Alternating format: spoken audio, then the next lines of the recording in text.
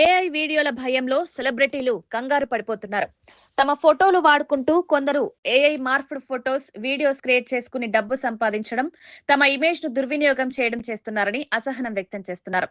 వీరందరినీ కంట్రోల్ చేయడానికి కోర్టులను ఆశ్రయిస్తున్నారు. తాజాగా నాగార్జున ఏఐ ట్రెండ్ పై తీవ్ర అసహనం వ్యక్తం చేస్తూ ఢిల్లీ హైకోర్టులో పిటిషన్ దాఖలు చేశారు. యాక్టర్ గా ఇప్పటికే ఆన్లైన్ లో ఉన్న ఫోటోలు, వీడియోలను ఏఐ ద్వారా మార్ఫింగ్ చేసి తన ప్రతిష్టను దిగజారుస్తున్నారని చెప్తున్నారు.